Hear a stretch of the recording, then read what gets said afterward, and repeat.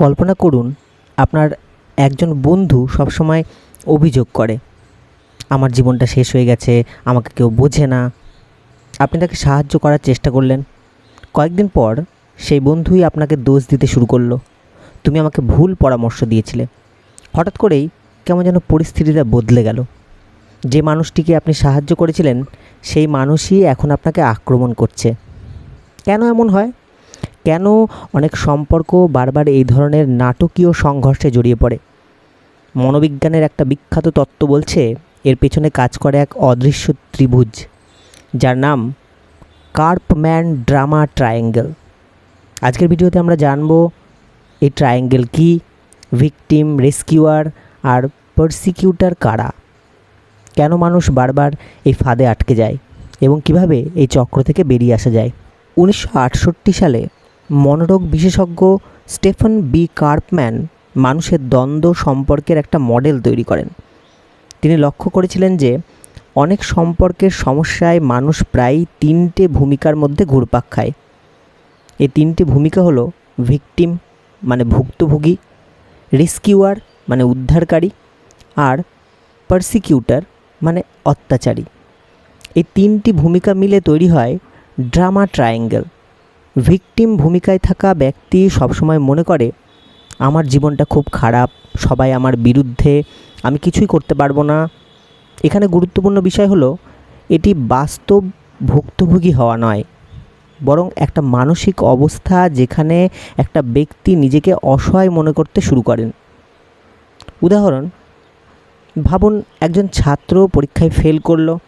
সে যদি বলে আমি আর কখনো ভালো ফল করতে পারবো না, তাহলে সে ভিকটিম ভূমিকায় চলে যাচ্ছে। এখন আসে রেস্কিউয়ার।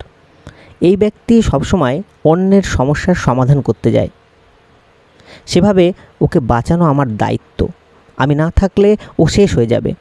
শুনতে ভালো লাগলেও এর সমস্যা একটা অন্য রকম, কারণ রেস্কিউয়ার প্রায়ই এমন সাহায্য করে যা অন্য মানুষকে আরও বেশি নির্ভরশীল করে তোলে। ফলে সমস্যার মূল কারণ কখনো দূর হয় না। প্রসিকিউটর হলো সেই ব্যক্তি যে দোষারোপ করে। সে বলে সব নষ্ট হয়েছে তোমার জন্য, তুমি কিছুই ঠিকমতো করতে পারো না। সে সমালোচনা, রাগ এবং নিয়ন্ত্রণের মাধ্যমে পরিস্থিতি পরিচালনা করতে চায়। এখন আসছে সবথেকে চমকপ্রদ অংশ। মানুষ এই তিনটি ভূমিকায় স্থির থাকে না, তারা বারবার তার ভূমিকা পরিবর্তন করে। ধরুন রাহুল বলছে আমার জীবন শেষ, সে ভিকটিম। সুমন তাকে সাহায্য করছে, সে রেস্কিউয়ার। কিন্তু কয়েকদিন পর রাহুলের অবস্থা ভালো হলো না। এবার সুমন রেগে গিয়ে বলল তুই কখনো কারো কথা শুনিস না। তখন সুমন প্রসিকিউটর আর রাহুল আবার ভিকটিম। এভাবেই সম্পর্কের মধ্যে নাটকীয়তা চলতেই থাকে। আজকের সোশ্যাল মিডিয়াতেও এই ত্রিভুজ দেখা যায়। কেউ একটা পোস্ট দিল, কেউ তাকে আক্রমণ করলো, আর একজন এসে তাকে রক্ষা করলো। কিছুক্ষণ পর রক্ষাকারী এবং ভুক্তভোগীর মধ্যেই ঝগড়া শুরু হয়ে গেল। কয়েক মিনিটের মধ্যেই সবাই ভূমিকা বদলে ফেলল। ফলাফল আরও বেশি নাটকীয়তা, আরও বেশি বিভাজন। মনোবিজ্ঞানীরা বলেন প্রথম ধাপ হলো নিজের ভূমিকা চিনতে শেখো। নিজেকে প্রশ্ন করুন, আমি কি সবসময় নিজেকে অসহায় ভাবছি? আমি কি সবসময় অন্যের সমস্যার সমাধান করার জন্য ছুটে যাচ্ছি, নাকি আমি সবসময় অন্যকে দোষ দিচ্ছি? যখন আপনি এই ভূমিকাগুলোকে চিনতে পারবেন, তখনই এই চক্র ভাঙার সুযোগ তৈরি হবে। হয়তো আপনি এখন বুঝতে পারছেন আপনার পরিবারে, বন্ধুত্বে, অফিসে, এমনকি নিজের সঙ্গেও এই ড্রামা ট্রায়াঙ্গেল কাজ করছে। প্রশ্ন হলো আপনি এখন কোন ভূমিকায় আছেন, ভিকটিম, রেস্কিউয়ার নাকি প্রসিকিউটর? কমেন্টে লিখে জানান।